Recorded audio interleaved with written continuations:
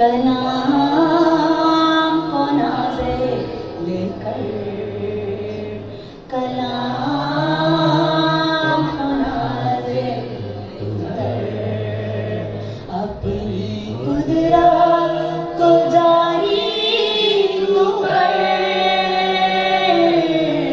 अपनी कुदरत को जारी तू कर।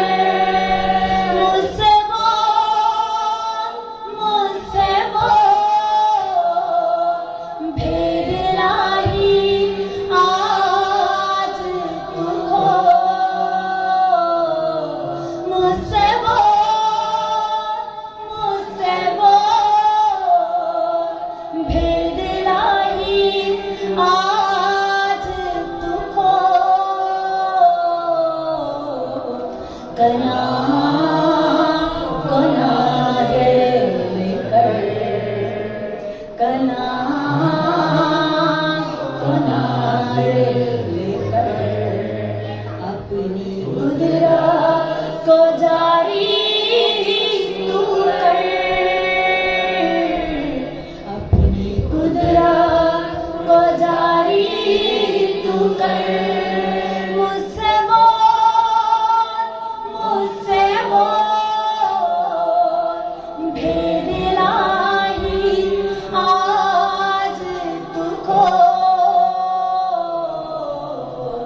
कलाम को नाज़े लेकर, कलाम को नाज़े लेकर, अपनी कुदरत को जारी तू कर, अपनी कुदरत को जारी तू कर।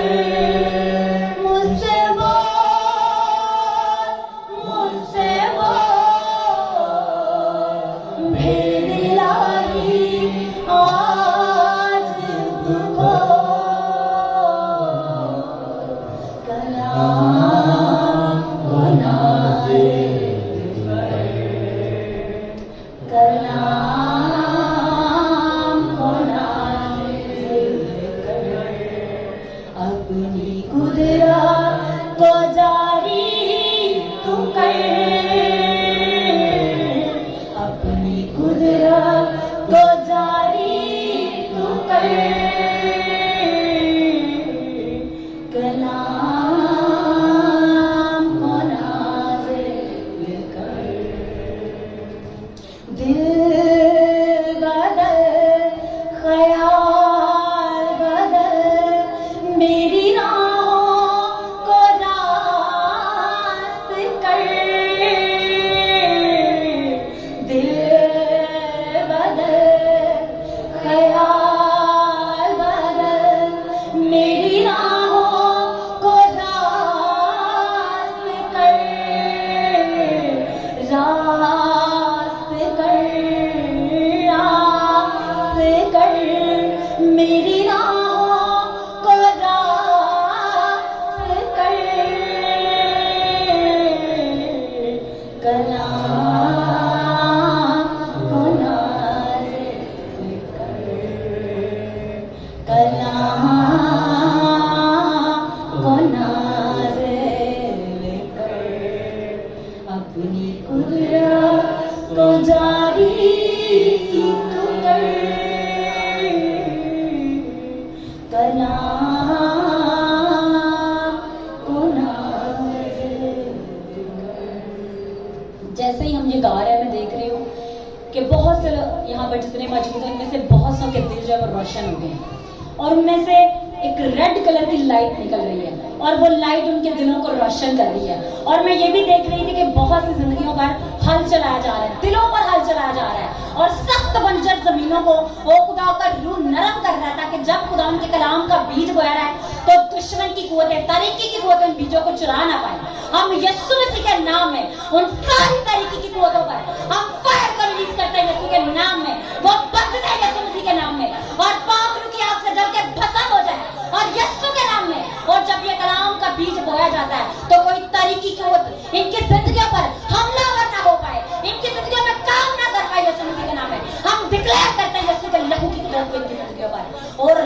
बाबा राशि तेरे मेरे राशि का लबा से तेरे मेरे ओ खुदावन तेरा शुक्र हो खुदावन। मैं एक एक जिंदगी के लिए तेरी अनोखी कुवत को, तेरी अनोखी बरकत को, तेरे जलाल को मांगती हूँ खुदावन। और दुश्मन की कुवतें शिकस्त पाए, शर्मिंदा हो जिंदा खुदावन, और जिंदा खुदावन उनका नाच, उनकी हंसी मातम से बदल जाए और तेरे लोग खुशी मनाए और तेरे लोग नाचते और गाते हुए खुदावन तेरी बारगाहों में दाखिल होते रहा करे और तेरी कुदरत के दिलकियों के अंदर भर जाए यीशु मसीह के नाम में। और रब्बा बारे बेरे बेला मारा शिंदी बेला मारा सिंदा मारा खुदावन तेरा शुक्र हो, तेरी तारीफ हो, यीशु मसीह के नाम में मांगते हैं, आमीन। हम सब खुदावन के कलाम में से अमाल की किताब को खोलेंगे, उसका पहला बाब, अमाल की किताब उसका पहला बाब और उसकी 8 है।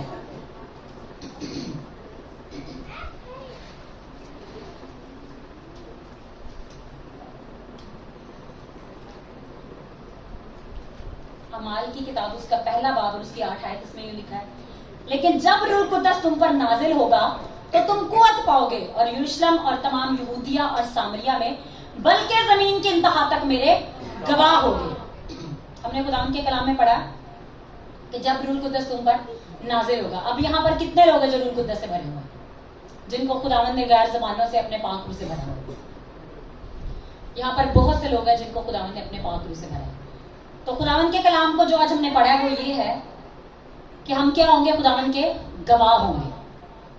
और गवाह होने से पहले क्या होगी? हमारे अंदर कुव्वत आएगी और वो कुव्वत क्या करेगी? वो कुव्वत ही हमें गवाह बनाएगी। अगर हम खुदावंद के कलाम में इसको सीखते जाते हैं, जब हम खुदावंद के रूह की कुदरत में, उसके जोर में और उसके रूह की हिदायत में चलते हैं, तो हम क्या करते हैं? खुदावंद के रूह से कुव्वत पाते हैं। हम अपने पिछली मीटिंग्स में हमने रूह कुद्दस के बारे में बहुत कुछ सीखा कि जब हम खुदा के रूह के साथ चलना शुरू करते हैं तो खुदा का रूह हमें लीड और गाइड करता है, वो हमें बढ़ाता है, वो हमें सिखाता है, वो हमारा बेस्ट टीचर है, वो हमारा प्रोवाइडर है, वो हमें गाइड करता है और हमारे लिए रास्तों को खोलता है और वो जो बातें हमारी जिंदगी से पोशीदा उनको वो हम पर खोल देता है। खुदा के कलाम में लिखा है करंथियों की किताब में कि वो खुदा के दिल की तह की बातें भी हम पर वाज़ेह कर देता है, अयां कर देता है, उनको खोल देता है। अब देखिए, आपका दिल जो वो आपको जानता है, ठीक है, और जितने हम यहाँ पर हम हर एक अपने आप से वाकिफ हैं, लेकिन खुदा का रूह जो खुदा खुद है, खुदा क्या जो रूह है, वो खुदा के दिल की तह की बातें भी हम पर वाज़ेह कर देता है। और हमने अब यहाँ पर पढ़ा कि जब रूह कुद्दस तुम पर नाज़िल होगा तो तुम कुव्वत पाओगे। कुव्वत पाने का मतलब है कि हम एक ऐसी पावर से भर जाएंगे कि कोई भी दुश्मन की पावर हमारे आगे खड़ी न रह पाएगी। और ये पावर जब हमारे अंदर भरेगी तो हम दुश्मन पर गालिब आएंगे, उसकी नापाक कुव्वतों पर, उसके नापाकी के मंसूबों पर, हर एक चीज को जो हमारे खिलाफ प्लान करता है और जो कुछ वो हमारे खिलाफ करना चाहता है उसके खिलाफ हमें खुदावंद खड़ा कर देगा और अपने जोर से भर देगा। हम इस सबको सीखेंगे हम दाऊद की जिंदगी से कि कैसे खुदा ने अपने रूह की कुदरत से भरा और वो दुश्मन के मुकाबला में खड़ा हो गया और दुश्मन उसके मुकाबला में उसके आगे खड़ा न रह पाया। हम खोलेंगे शमूएल की पहली किताब, उसका 17 बाब।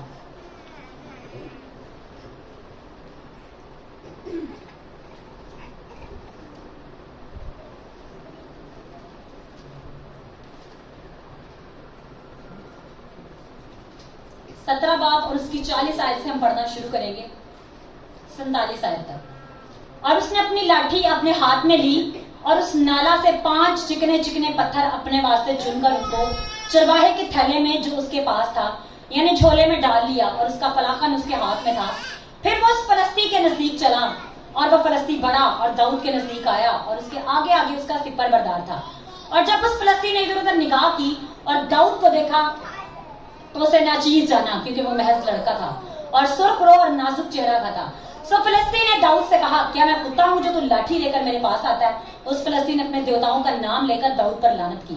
और उस फिलिस्तीन ने दाऊद से कहा, तू मेरे पास आ और मैं तेरा गोश्त हवाई परिंदों और जंगली परिंदों को दूंगा।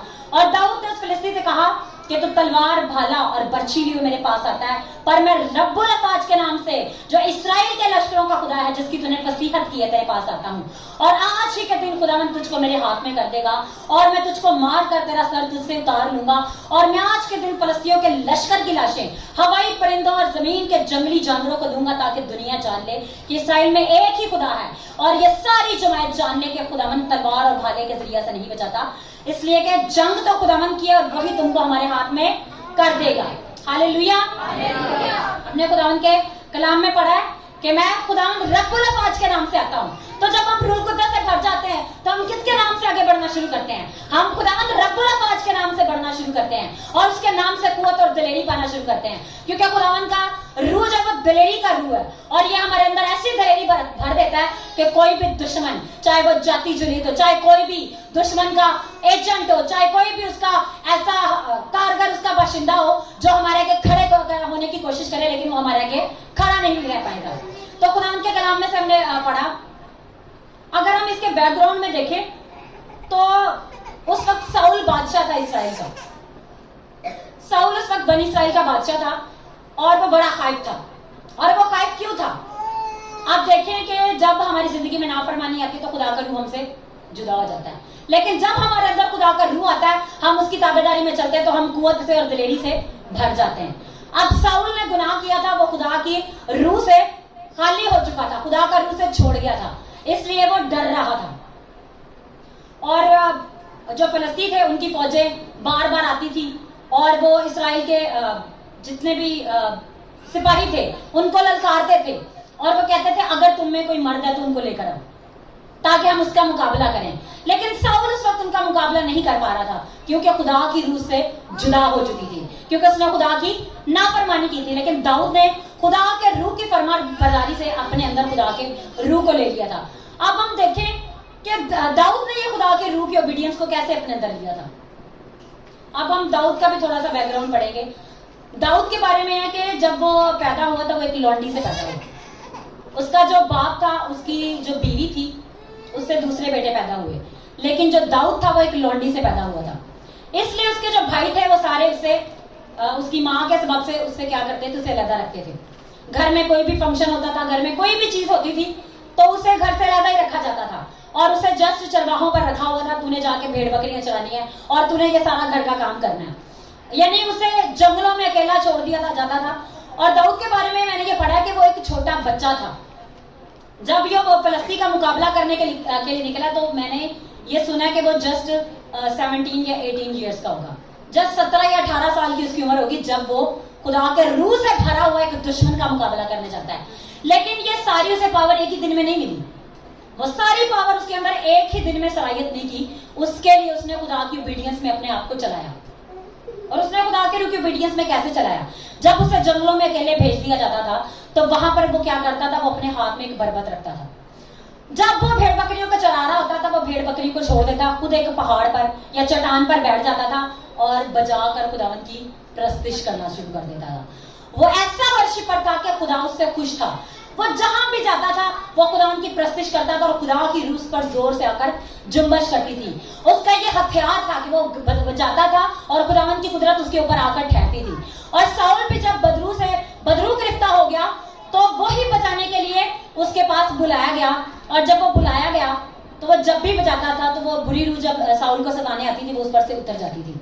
उन्हीं दिनों में जब उसको पता चला कि फलस्तीन जो है वो जिंदा यहोवा खुदा की फौजों की फसीयत कर रहे हैं तो उसने अपने आप को पेश किया कि मैं उनका मुकाबला करने के लिए निकलूंगा। अब देखिए एक बच्चा कहने के उसने अपने बचपन से वो ये तैयारी की है। तैयारी उसने क्या की है जी, सांस बजा के वर्शिप करके खुदा की हुजूरी में बैठ के उसने अपने आप को दलेरी के रूह से भरा है। उसने अपने आप को कुव्वत से, कुदरत से, खुदावन के जलाल से, मसा से और हजूरी से भरा है। और ये हजूरी उसको कहां पर ले गई है कि एक बड़ी फौज के सामने एक ही पत्थर से उसने उसको मार गिराया और जिंदा खुदा के नाम का ऐलान किया है। मतलब वो क्या किया है, वो प्रीचर बन गया है। उसके सबब से लोगों ने जाना है कि जिंदा खुदा है जो अपने लोगों में बसता है और वो ढाल, बर्छी, दूसरी चीजों के जरिए से जंग नहीं करता, वो एक ही बार से दुश्मन को गिराने की कुव्वत रखता है। ठीक है, दाऊद के अंदर क्या आ गई जी, कुव्वत आ गई। और जब कुव्वत आ गई तो वो क्या बन गया, खुदा का प्रीचर। उसने खुदा के नाम की प्रीचिंग कर दी कि मैं जिंदा खुदा के नाम से आता हूं और जिसकी तू फसीहत करता है मैं एक ही बार से तुझे आज मार गिराऊंगा और तेरा गोश्त जंगली दरिंदों को खिलाऊंगा। कब वे तेरा गोश्त खाएंगे? तो देखिए हम दाऊद की लाइफ से हमने ये देखा है कि वो बचपन से ही वर्शिप करता था। तो वर्शिप एक ऐसा हथियार है, मैं तो इसे हथियार कहूंगी। ये ऐसा हथियार है जो आपके अंदर ऐसी दलेरी, कुव्वत और कुदरत को भर देता है कि कोई दुश्मन आपके आगे ठहर नहीं सकता। जब हम वर्शिप कर रहे होते हैं तो दुश्मन हम पर अटैक नहीं कर सकता। उस वक्त खुदा के फरिश्ते हमारे बिहाफ पर एक्टिवेट होते हैं, खुदा के फरिश्ते हमारे आगे आगे जंग करते हैं। हमने बहुत सी जगहों पर देखा, अगर हम देखें यरू की दीवार को बनी इस्राएल ने किस तरह से गिराया था, वर्शिप करके। ठीक है, जंगों को किस तरह से जीता, वर्शिप करके। तो उसने इसी हथियार को अपनी जिंदगी में लिया हुआ और वो वर्शिप करता था, और फौजें उसके आगे, खुदा के लोगों के आगे घुटने टेकती थी। हालेलुया। बच्चों को खामोश कराएं। तो जब हम भी खुदा के रूह की कुदरत से भरते हैं, दिन रात उसकी हजूरी में कुव्वत से भरने के लिए अपने आप को खुदा की हजूरी में देते हैं, तो खुदा का रूह हमारे अंदर कसरत से भरना शुरू कर देता है। अब आप देखें, मैंने ये सीखा है खादमीन से कि देखें, जब आप आग के आगे बैठते हैं तो क्या होता है, आपका चेहरा लाल हो जाता है। क्यों? वो आग क्या करती है, आग की जो तपिश आपके ऊपर पड़ती है वो आपके अंदर ब्लड की सर्कुलेशन को फास्ट कर देती है, और जब ब्लड की सर्कुलेशन को फास्ट कर देती है, अगर आप हाथ भी उसके आग के आगे करें तो वो भी रेड हो जाते हैं, आपका फेस भी रेड हो जाता है। तो मतलब ये देखें कि आग के आगे जाने से वो उसी तरह की इफेक्ट को लेकर अपनी हजूरी उसके वहां से आते हैं। तो जब हम खुदा की हजूरी से निकलते हैं तो तब क्या होता है, अगर हम मूसा को देखें तो वह जब पहाड़ पर खुदावंद के पास गया तो 40 दिन के बाद उसके चेहरा पर ऐसा जलाल छा गया था कि लोग उसके चेहरा पर निगाह नहीं कर पाए। तो हम भी जब खुदावंद की हजूरी में दलेरी से जाते हैं, उस दलेरी से भरने के लिए, उसके रूह से भरने के लिए, उसकी आंख से भरने के लिए, तो हमारे अंदर वह खुदा के रूह की कुव्वत और कुदरत भरना शुरू हो जाती है। अब अक्सर लोग कहते हैं ओ कोई गल नहीं, दुआ थोड़ी भी होगी तो काम हो जाएगा। ऐसा कोई नहीं होता। फिर अगर ऐसा होता तो फिर मूसा को तो खुदा के पास जाना ही नहीं चाहिए था। अगर ऐसा होता तो दाऊद को तो फिर वर्शिप में टाइम गुजारना ही नहीं चाहिए था। अगर ऐसा होता तो एलिया को तो खुदा के हुजूर में घुटनों में सर दे के प्रेयर ही नहीं करनी चाहिए थी। खुदा की फेलोशिप में सब कुछ होता है। खुदा की फेलोशिप मतलब खुदा रूह के साथ फेलोशिप। जब हम खुदा रूह के साथ फेलोशिप में टाइम स्पेंड करते हैं तो ही हम कुव्वत और कुदरत से भरना शुरू हो जाते हैं, और दुश्मन की कोई कुव्वत और कुदरत हमारे ऊपर कारगर नहीं होती, और हम उसके जोर से भरते जाते हैं और हम उसका मुकाबला करते हैं और एक ही बार से गिरा डालते हैं। हालेलुया। तो खुदावंद चाहता है कि हम सब भी उसके उस जोर से, उस कुव्वत से, उस कुदरत से भर जाएं। हम उसकी वर्शिप करें, उसके चेहरा के नूर को तकते रहें, उसकी हजूरी में बैठते हैं, उसकी हजूरी से जलाल को, कुदरत को रिसीव करें, ताकि हमारे आगे भी हमारे दुश्मन ठहर ना पाए, हमारे आगे भी हमारे दुश्मन मगलूब हो और वो हमारे आगे शिकस्त पाए। हालेलुया। तो हम इसको थोड़ा सा डिटेल से देखते हैं। तो उसने क्या किया जी, अपने झोले में 5 पत्थर ले लिए। अब देखें, उसने कोई भी, जितने बड़े बड़े हथियार उस वक्त थे उनमें से कोई भी उसने एक भी हथियार नहीं लिया। उसने क्या किया जी, अपने फलाखन के लिए 5 पत्थर ले लिए। अब उसका पहला एक्सपीरियंस था, उसने शेर को भी ऐसे पकड़ के चीरा हुआ था। क्यों? खुदा ने उसकी ऐसी सारी प्रैक्टिस कराई हुई थी। जब खुदा भी आपको खिदमत के लिए चुनता है तो वो पहले आपको प्रैक्टिस कराता है, पहले आपको उसके लिए तैयार करता है। कभी भी वो तैयारी के बाद पहले आपको खिदमत के लिए नहीं निकालता, वो पहले आपको प्रिपेयर करता है, वो पहले आपको तैयार करता है, और वो तेरी खुदावंद की हजूरी में होती है, खुदावंद के कलाम को पढ़ने से होती है, खुदावंद की हजूरी में ठहरने से होती है।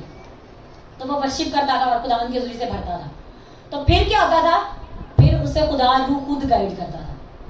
फिर उसे सलाह नहीं लेनी पड़ती थी, चलो आओ 5-6 लोग मिलके बैठे और सोचें कि हम इसको कैसे करें। उसने किसी से मशवरा नहीं लिया, क्योंकि खुदा का रूह काउंसलर है। खुदा का रूह ही वो मशावरत करता है जो कोई इंसान नहीं कर सकता। तो जब वो कोई भी जानवर आता था, उसके जानवरों में से एक आध को ले जाता था, चाहे शेर आता था, तो वो ऐसे पकड़ के उसके मुंह को चीर डालता था।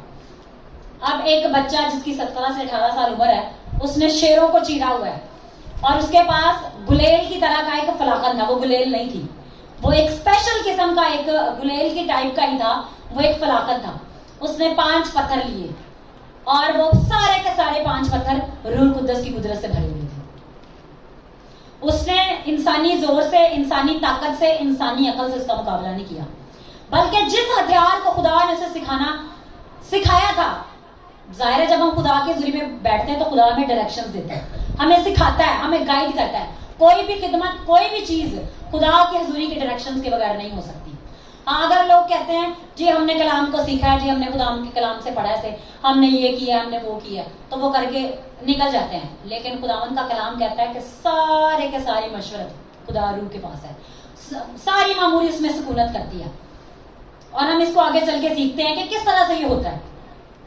तो उसने क्या किया, अब वो जो फलस्तीन था उसने देखा कि एक छोटा सा बच्चा, मैं 14 फीट और ये छोटा सा बच्चा मेरे पास आ रहा है। उसने उसका मजाक उड़ाना शुरू कर दिया कि मैं एक कुत्ता हूं जो तो एक फलाफन लेके मेरा मुकाबला को आता है। उससे दाऊद की पावर का अंदाजा नहीं था। आज दुश्मन को भी आपकी पावर का अंदाजा नहीं है जब आप कुवत से भर जाते हैं, जब आप खुदा के रूह की आग से भर जाते हैं, उसको आपकी पावर का अंदाजा नहीं है, क्योंकि कुरान के कलाम में वो दिल पर निगाह करता है। अब जब दाऊद को मसा किया गया तो उसके सारे भाई वन बाय वन गुजारे गए थे। उसका सबसे बड़ा भाई आया था और सैमुअल ने समझा कि शायद जी है। एक एक करके सब गुजरते गए। खुदा ने कहा मैंने इनको नहीं चुना। उसने उसके बाप यसी से पूछा तेरा कोई और बेटा भी है? उसने कहा हाँ मेरा बेटा है। उसने कहा वो जहां पर भी उसे बुला। जब वो आया तो छोटे कद का एक बच्चा, और उसने खुदा के उस पाक तेल से मसा किया। तब से खुदा की रूह उसके ऊपर ठहरना शुरू हो गई, खुदा की कुदरत उसके ऊपर ठहरना शुरू हो गई, क्योंकि खुदा ने उसे खुद चुन के मसा किया था। अब खिदमत के लिए खुदा हमें खुद चुनता है, हम खुदा को नहीं चुनते। खुदा उनके कलाम में लिखा है कि तुमने नहीं बल्कि मैंने तुम्हें चुन लिया है और मुकर्रर किया है। तो खुदा का रूह हमें चुन लेता है, खुदा का रूह हमें अपॉइंट करता है, हमें ठहराता है, हमें लेकर चलता है, हमें सिखाता है, हमसे बातें करता है, हमसे बोलता है और हमें डायरेक्शंस देता है, हमें गाइड करता है, हमें लीड करता है। जो कुछ भी करना है वो सब कुछ हमें खुदा का रूह सिखाता है। तो अब दाऊद ने क्या किया जी, उसने जब उस फिलिस्तीन ने उसके ऊपर लानत की अपने देवताओं का नाम लेके, वो सारे बुत जिनकी वो प्रस्तिश करता था, और होंगे कोई बहुत सारे, उसने कहा मैं एक ही यहोवा खुदा के नाम से आता हूँ, रब्बुल अफाज के नाम से। और उसने क्या किया, तेजी से उसकी तरफ भागना शुरू किया। उसने अपने थैले में से वो एक पत्थर निकाला और अपने फलाकन को तैयार किया। अब वो जो जुलीद था, जाती जुलीद, वो कैसे ही आ गया था उसके लिए जंग करने? वो ऐसे नहीं आया था। उसने अपने आप को पूरा का पूरा कवर किया हुआ था, उसके ऊपर वो लोहे का लिबास था, उसने अपने सर को कवर किया, उसकी बस इतना सा हिस्सा जो था वो दिख रहा था। उसने अपने चेस्ट के ऊपर वो शील्ड लगाई हुई थी, उसने अपने आप को पूरा कवर किया हुआ था, उसने भाला भी लिया हुआ था, पूरा तैयार होकर आया था कि मैं जंग करने के लिए जाऊंगा। अब वो हैरान हो रहे, लो जी इनको कोई और बंदा नहीं मिला, इनको एक बच्चा मेरे मुकाबला के लिए मिल गया। और वो उसे तड़ी लगा रहा है कि मैं आज ही तेरा गोश्त हवाई परिंदों को खिलाऊंगा। तो दाऊद ने अपने फलाकन से एक पत्थर निकाला और उसने पाक रूह की कुदरत से दौड़ना शुरू किया। और जब उसने पाक रूह की कुदरत से दौड़ना शुरू किया और उसका निशाना नहीं चुका, और वो हथियार मैंने एक वीडियो में देखा, कुछ इस तरह सा था कि उसके आगे कुछ पत्थर को रख दिया जाता था और वो उसे ऐसे घुमाता था। अब देखिए, आप ऐसा निशाना लगाए तो आपकी आंखें देख सकती हैं। वो एक स्पेशल किस्म का हथियार था। उसने उसके अंदर वो पत्थर को डालकर उसको घुमाना शुरू कर दिया। अगर हम देखें तो वो चिकने पत्थर थे, वो कोई ये सीमेंट वाला पत्थर नहीं था, वो चिकने पत्थर थे, मट्टी वाले पत्थर थे। कोई ये भी नहीं कह सकता कि मट्टी एक दूसरे पत्थर से उसे मार दिया। चिकने पत्थर मट्टी को खुदावंद ने ऐसी कुव्वत और कुदरत से एटम बम बना दिया कि वो एक ही जाकर उसकी खोपड़ी में लगा और वो वहीं ढेर हो गया। और उसने उसे खुदा के रूह की कुदरत से घुमाया और वो उसके फलाकन से निकला और जहां पर डायरेक्ट पोजीशन थी, जहां पर उसे लगना था, वो वहीं पर जाके लगा। और वो कहां पर लगा? उसके इस पॉइंट पर जाके।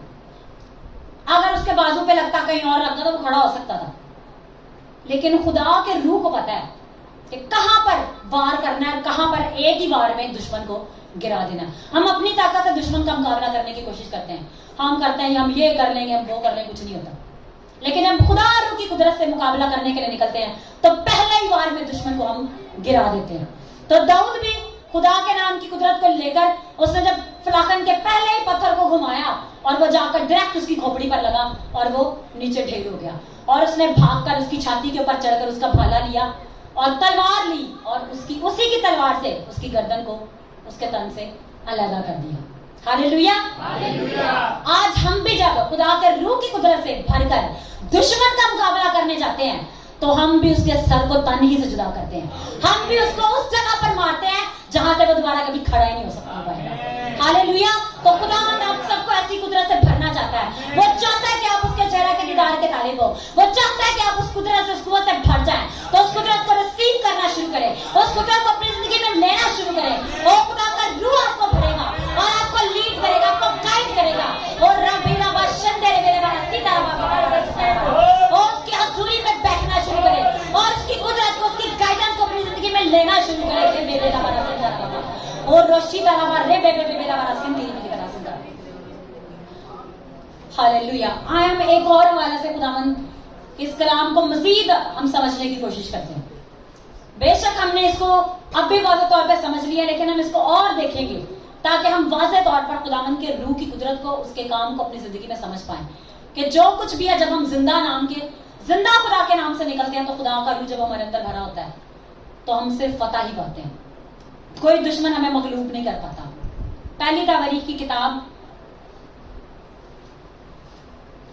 और उसका 14 बाब और उसकी 8 आयत से हम 17 आयत तक पढ़ेंगे। और जब फिलिस्तीन ने सुना कि दाऊद ममसूह होकर सारे इस्राएल का बादशाह बना है, तो सब फिलिस्तीन दाऊद की तलाश में चढ़ आए और दाऊद ये सुनकर उनके मुकाबला को निकला और फिलिस्तीन आकर रिफाइम की वादी में धावा मारा। तब दाऊद ने खुदा से सवाल किया, क्या मैं फिलिस्तीनियों पर चढ़ जाऊं? क्या तुमको मेरे हाथ में कर देगा? अब हम यहाँ देख रहे हैं कि दाऊद किससे पूछ रहा है? खुदा से पूछ रहा है। खुदावंद ने उससे फरमाया, चढ़ जा, क्योंकि मैं उनको तेरे हाथ में कर दूंगा। सो वो बाल प्राजीम में आया और दाऊद ने वही उनको मारा। और दाऊद ने कहा, खुदा ने मेरे हाथ से मेरे दुश्मनों को ऐसा चीरा जैसे पानी चाक चाक हो जाता है।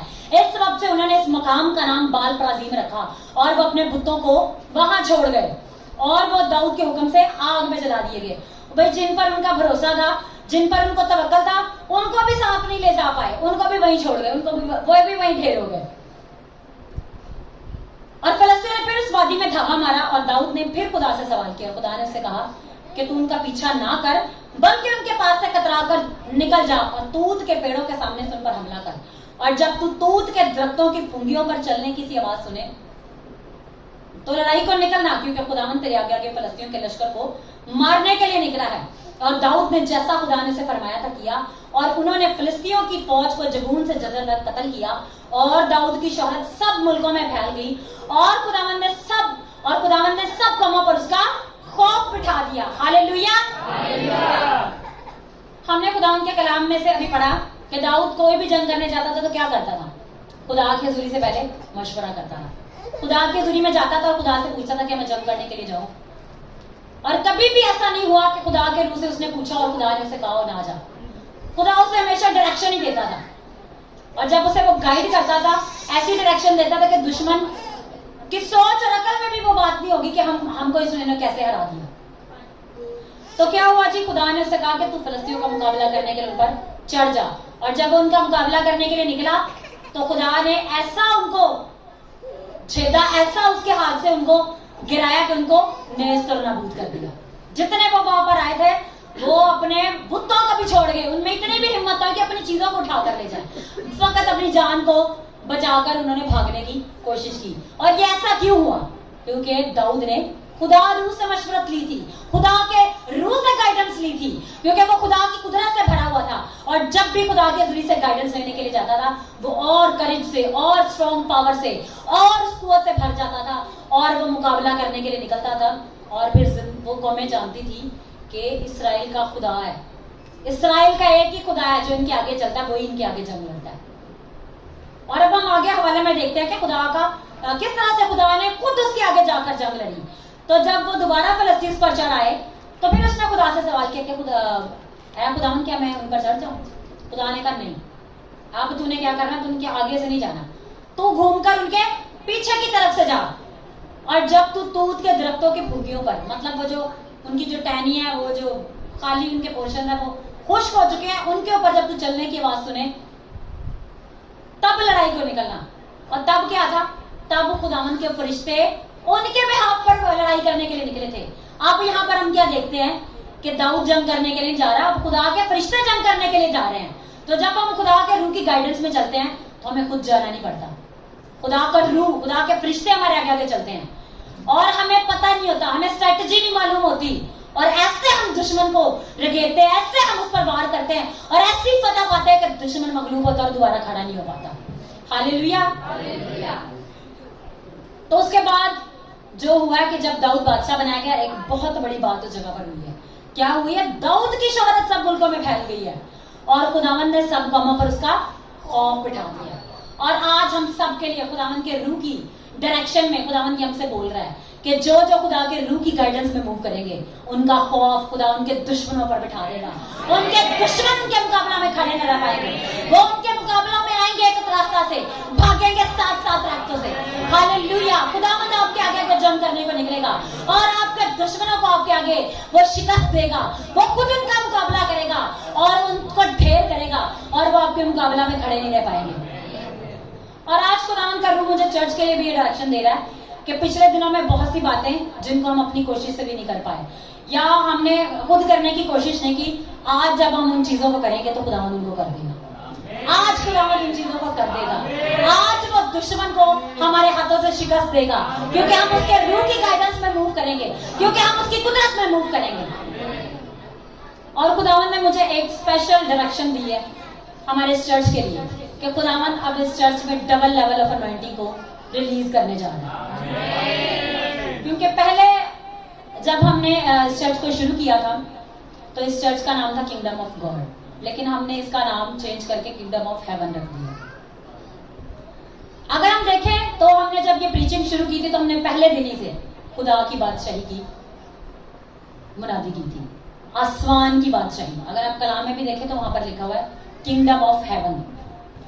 तो जब हमने ये इसको लिखा, उसके बाद जब हमने इसकी रजिस्ट्रेशन करना शुरू की, उसके बाद खुदा ने बोलना शुरू किया कि मैं आप ग्रेस को डबल कर दूंगा, अब मैं अनॉइंटिंग को भी डबल कर दूंगा। और ऐसे ऐसे मौजे जो हम सोच रहे थे और हम कर नहीं पा रहे थे, वो खुदावन खुद करेगा। और खुदावन हर एक की जिंदगी में अपनी मेहनत से नहीं कि हम कहेंगे मैंने रोजे रख के ये अनॉइंटिंग ली है, मैंने ये अपनी कुव्वत से ये काम करके अनॉइंटिंग ली है। खुदावंद अपनी कुदरत को अपनी डायरेक्शन के सबब से खुद हमारी जिंदगी में और इस चर्च में उड़ेगा और डबल लेवल ऑफ अनॉइंटिंग सबके जिंदगी में भरेगी। क्योंकि हम जानते हैं कि जो मसा ऊपर से आता है वो नीचे बहना शुरू करता है। जितने भी चर्च के मेंबर हैं वो मसा सबके ऊपर जाएगा, बशर्त कि हम खुदा के रूह की गाइडेंस में मूव करते जाएं और हम उसकी ओबीडियंस में, जिस तरह दाऊद खुदा की ओबीडियंस में चलता रहा था, हम भी खुदा के रूह की ओबीडियंस में चलते जाएं। खुदावन भी हमारे दुश्मनों को हमारे कदमों तले चलवाएगा और वो रखें देगा। और वो दुश्मन जिन्हें आज हम देखते हैं कि हमारे खिलाफ खड़े होते हैं, जैसे हम देखें मूसा के दौर में कि जब खुदा ने कुलजम को दौरा किया था तो खुदा ने कहा था कि जिन दुश्मनों को तुम आज देखते हो वो तुम्हारे आगे अब कभी भी तुम्हें वो कभी दिखाई ना देंगे, क्योंकि खुदावंद ने उनको पानी के अंदर फना कर दिया था। तो खुदावंद भी हमारे दुश्मनों को आज फना कर देगा और कोई भी कुव्वत हमारे मुकाबला में खड़ी नहीं रहेगी। हालेलुया। सब अपनी आंखों को बंद करें, अपने सरों को झुका दें और खुदावंद खुदा रूह की गाइडेंस को अपनी जिंदगी में लेना शुरू करें और खुदा रूह को पुकारना शुरू करें कि खुदावंद आज वही नेक्स्ट लेवल ऑफ अनॉइंटिंग, आज वही गाइडेंस, आज वही डायरेक्शन, आज वही अपॉइंटमेंट और जिसे तू भरकर जिंदा खुदावंद उस दिलेरी से यावा खुदावंद हमें गवाह बनाना चाहता है। ओ कि हम इस मुल्तान में और इस पाकिस्तान में हर जगह पर तेरे गवाह बन जाए खुदावंद। तो आज उस कुव्वत को रिलीज करना शुरू कर, आज उस कुव्वत को हमारी जिंदगी में भरना शुरू कर। और रे बे बे बेरा बराबर शिंदे रे बे बे बे बेरा बराबर सिंदरा बराबर शिंदरा यासर आएंगे और इस कलाम के लिए कलाम के मुताबिक प्रेयर करेंगे। हालेलुया। कादर मुतलिक जिंदा आसमानी बाप खुदावंद हम तेरा शुक्र, तेरी तारीफ और तेरी ताज़ीम करते हैं जिंदा खुदा। और खुदावंद जिंदा खुदा जो तेरा कलाम जो खुदावंद बेतासीर नहीं लौटता, जो असर दिखाता है, जो खुदावंद जिंदा खुदा पूरा होता है तेरा कलाम, वो तेरा कलाम जो खुदावंद तूने नाजिल किया और खुदावंद तूने अपने लोगों तक अपने कलाम को खुदा अपने पैगाम तक को अपने लोगों तक पहुंचाया जिंदा खुदा। उस कलाम को जिंदा खुदा तो इनकी जिंदगियों में खुदावंद जिंदा खुदा आज असर करने देना, ये असर करे और खुदावंद जिंदा खुदा बहुत सा फल लाए और ये जिंदगियां खुदावंद तेरे कदमों में बैठकर जिंदा खुदा तेरी डायरेक्शन लेने वाले हो, तेरे कदमों में बैठकर जिंदा खुदा तुझसे पूछ के चलने वाले हो। ये खुदावंद जिंदा खुदा अपने आप को पीछे करने वाले और तुझे आगे करने वाले हो।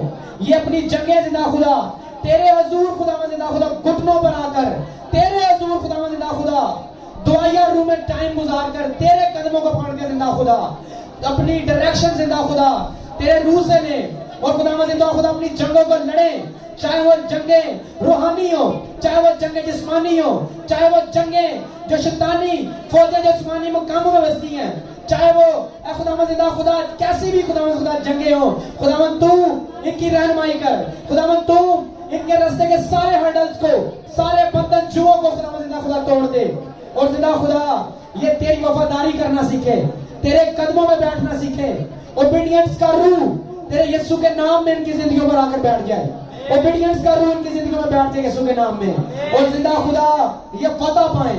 जैसे खुदावन तेरे बंदा दाऊद ने खुदावन एक ही पत्थर में खुदावन जिंदा खुदा जाति जूलियत को ढेर कर दिया, वैसे ही जाति जूलियत को ढेर कर देने का मसा, एक ही पत्थर में जुलियत को गिरा देने का मसा, जिन लोगों ने तेरे कलाम को सुना है जिंदा खुदा, इनकी जिंदगियों में ये मसा ठहर जाए और तेरी कुदरत इनकी जिंदगियों में ठहर जाए और ये अपनी जंगों को जीते यीशु के नाम में। और खुदा जिंदा खुदा तेरा जलाल इन पर ठहर जाए। और जिंदा खुदा आज जो कलाम इनकी जिंदगियों में बोला गया जिंदा खुदा वो उगे और बड़े खुदा जिंदा खुदा बहुत सा फल लाए और दूसरों तक भी पहुंचे। महज अपने तक नहीं खुदा जिंदा खुदा ये कलाम दूसरों तक भी पहुंचाए ताकि दूसरे भी बरकत पाए और मसीह का नाम इज्जत और जलाल पाए। ये सभी कुछ मांगते हैं तेरे प्यारे बेटे खुदावंद यीशु नासरी के नाम से, आमीन।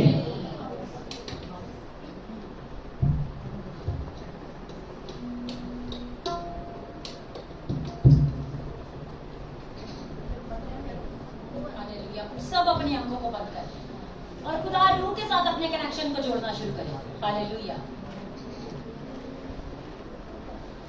सोचों पे कब्जा